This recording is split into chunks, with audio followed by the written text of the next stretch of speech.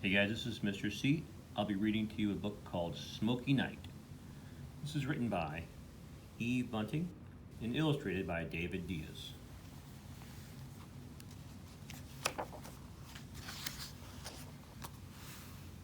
Mama and I stand well back from our window looking down.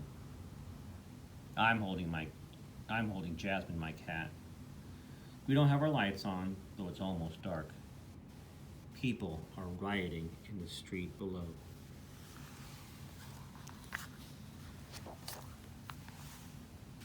Mama explains about rioting. It can happen when people get angry. They want to smash and destroy. They don't care anymore about what's right and what's wrong. Below us, they are smashing everything. Windows, cars, street lights. They look angry, but they look happy too, I whisper. After a while, it's like a game, Mama says. Two boys are carrying a TV from Morton's Appliances. It's hard for them because the TV is so heavy. Are they stealing it? I ask. Mama nods. Someone breaks a window into fashion shoes. Two women and a man climb through the broken glass. They toss out shoes like they're throwing footballs. I've never heard anybody laugh the way they laugh. Smoke drifts light as fog.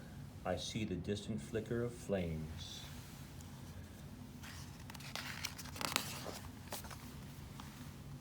Across the street from us, people are dragging cartons of cereal and sacks of rice from Kim's Market.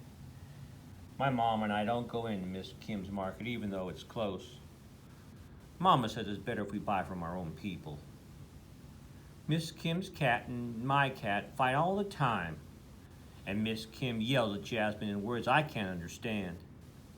She's yelling the same kind of words now at the people who are stealing her stuff. They pay no attention.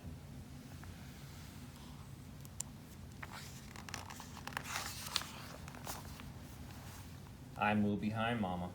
Will they come here? There's nothing for them here, Daniel. See, they finished with our street. They're moving on. Our street is emptying.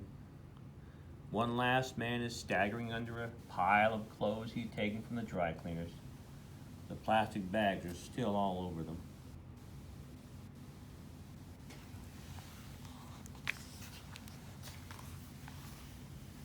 We'll sleep together tonight, Mama tells me. She makes me wash my face and brush my teeth. I'm to take off my shoes but leave on my clothes. She puts me next to the wall. I hold Jasmine. I can't sleep, I say. Shh, Mama whispers. Close your eyes. I do. I guess I sleep.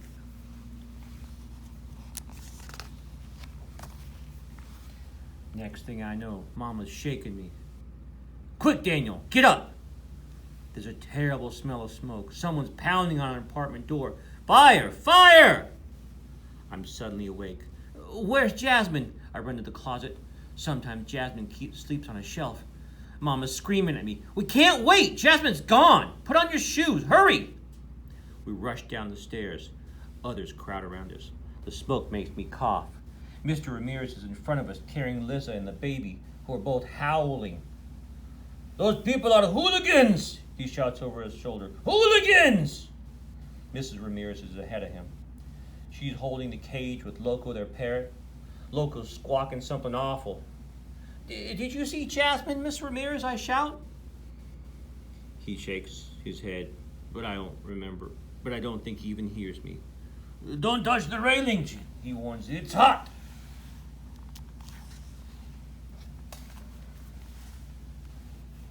Outside, the sky is a hazy orange. Flames pounce up the side of our building. 3 firefighters scream to a stop. 3 fire engines scream to a stop. Firefighters jump out, running, pulling hoses. I see our window where Mama and I had stood. The fire hasn't reached it yet.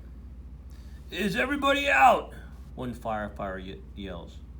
Far as we know, another says. Did you see a cat? I ask him. She's yellow. Maybe she's still in there. He glances down. Probably not, son. Cats are plenty smart.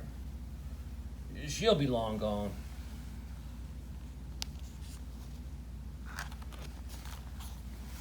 A lady comes up to us. There's a shelter you can come to, she says. Everybody follow me. I'm crying because I'm not sure Jasmine is all that smart. What if she still is inside? Some of the streetlights have been smashed. We walk along the sidewalk, which sparkled with broken glass. There are empty cartons everywhere.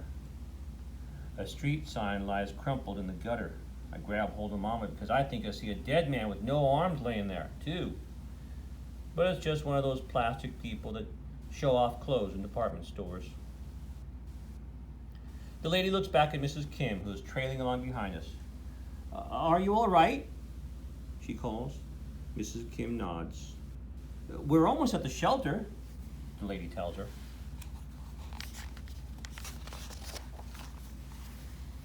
The shelter is in a church hall. There are cots to sleep on and a table with hot drinks. 2 men are making sandwiches. I've never seen a bigger jar of mayo. We see people from our building. They're talking about who did this and what will happen to us. It's a sad, sad night, Mr. Jackson says. I ask him about Jasmine. He says he's pretty sure he saw her. She got out, Daniel. He tells me. I hope he's not trying to make me just feel better. Did you see my cat? Mrs. Kim asks. He is orange. He's the color of carrots, I say, and I almost add, and he's fat and mean, but I don't. A girl gives me a mug of hot chocolate. I wish it had more sugar. When I finish drinking it, Mama says I should lie down. She's always making me lie down. People keep coming. Some of them are crying. One woman screams and screams. I hide under my blanket. Then Mama says, Daniel, look!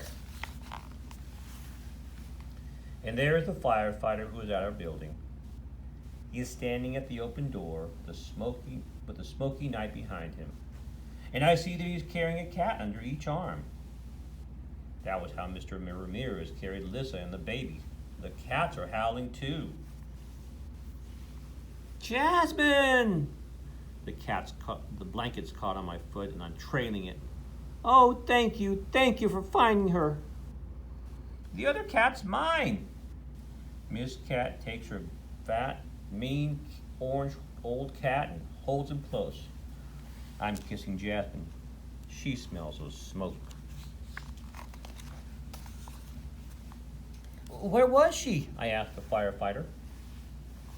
The 2 of them were under the stairs, yowling and screeching, he says. He takes a mug of hot chocolate. I like him so much I wish I had a whole barrel of sugar for his drink. The cats were together? Miss Kim asks. The firefighter nods. They were so scared they were holding paws. I grin. No, they weren't. What about our building? Mr. Ramirez asks. The fire's out. You'll be able to go back in a day or 2. A woman pulls down a dish of milk. Here, kitty, kitty, she calls. Jasmine jumps out of my arms and Miss Kim puts her carrot-colored cat down too. The cats drink from the same dish. Milk isn't that good for cats, but I don't say that either.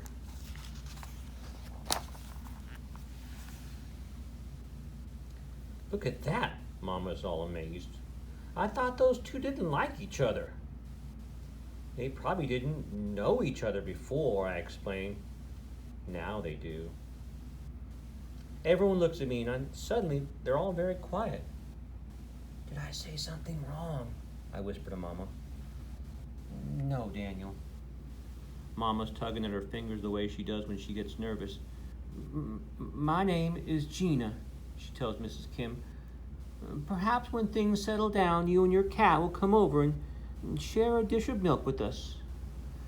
I think it's pretty funny, but nobody laughs.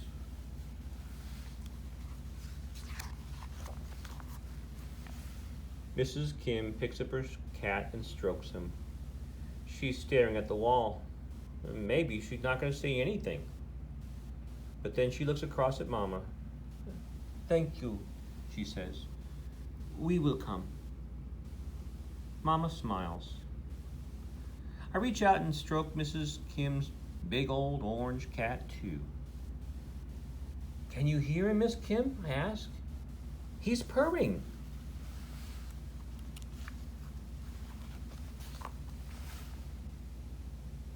And that is the end of our story. And that story was Smoky Night by Eve Bunting and David Diaz.